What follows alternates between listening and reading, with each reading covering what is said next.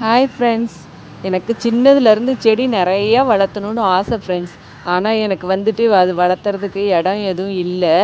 இப்போ தான் நான் சொந்தமாக எனக்குன்னு இடம் வாங்கி நான் வீடு கட்டியிருக்கேன்.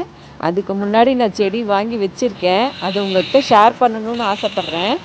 பாருங்கள் என்னென்ன செடி வச்சுருக்கேன்னு சொல்லிட்டு. பாருங்கள், மருதாணி செடி. இது நான் பெருசானவொன்னு பறித்து கைக்கு அரைச்சி வச்சுருக்கேன். குட்டியாக வாங்கிட்டு வந்தேன். நல்லா துளுத்து வெந்துது. இது பாருங்க நெல்லிக்காய் செடி.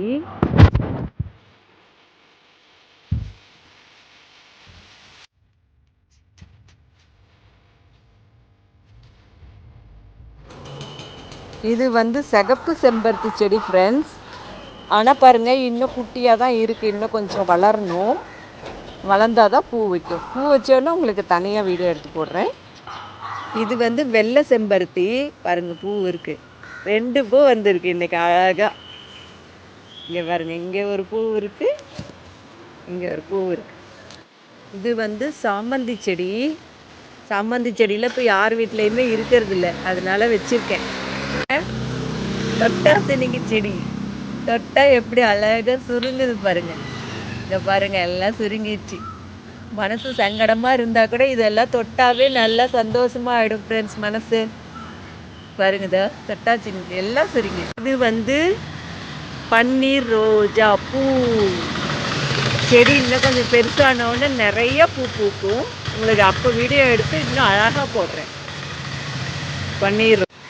இங்கே பாருங்கள், வெத்தலை எவ்வளோ அழகாக எல்லாம் மலைக்கு அப்படியே அழகாக துளுத்து பச்சை பசேல்னு வந்துருச்சு ஃப்ரெண்ட்ஸ். இங்கே பாருங்கள், வெத்தலை பாருங்கள் எப்படி அழகாக வந்துருக்கு பாருங்கள். நல்லா நிறைய வந்துருக்குதோ. எல்லாம் அழகாக அப்படியே பசேல்னு வந்துருச்சு. இங்கே பாருங்கள் எப்படி இருக்குன்னு. பச்சை கலரில் அழகாக இருக்கு.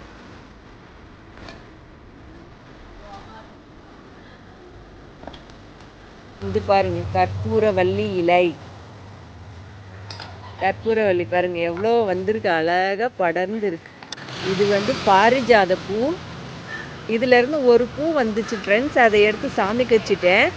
அதுக்கப்புறம் இனிமேல் தான் வரும். இப்போ தான் செடி முளைச்சி வந்துருக்கு. இது பாருங்கள், ராமர் பானம் மல்லிகைப்பூ. ஆஃபீஸ் விட்டு வீட்டுக்கு வரும்போதே பார்த்திங்கன்னா அப்படியே கேட்டு ஃபுல்லாக அப்படியே வாசனையாக இருக்கும். அழகாக கொத்தாக பூத்துருக்கு பாருங்கள். எனக்கு ரொம்ப பிடிக்கும் ஃப்ரெண்ட்ஸ். இது பாருங்கள், மல்லிகைப்பூ செடி எவ்வளோ பெருசு வந்துருச்சு. அடுத்தது பார்த்திங்கனாக்கா சங்குப்பூ. சங்குப்பூ பார்த்திங்கன்னா எவ்வளோ அடர்த்தியாக இருக்குது பாருங்கள். நல்லங்க பாருங்கள் எப்படி அடர்த்தியாக இருக்குது. மொட்டை மாடி வரைக்கும் அது போயிடுச்சு ஃப்ரெண்ட்ஸ். ஒரு நாளைக்கு அவ்வளோ பூ பூக்குது. அப்படியே வயலட் கலரில் அழகாக இருக்கும் பாருங்கள் ஃப்ரெண்ட்ஸ். இன்னும் மொட்டை மாடியில் மாடித்தோட்டம் போடுங்க ஃப்ரெண்ட்ஸ். போட்டோன்னா உங்களுக்கு ஸ்பெஷல் வீடியோ போடுறேன்.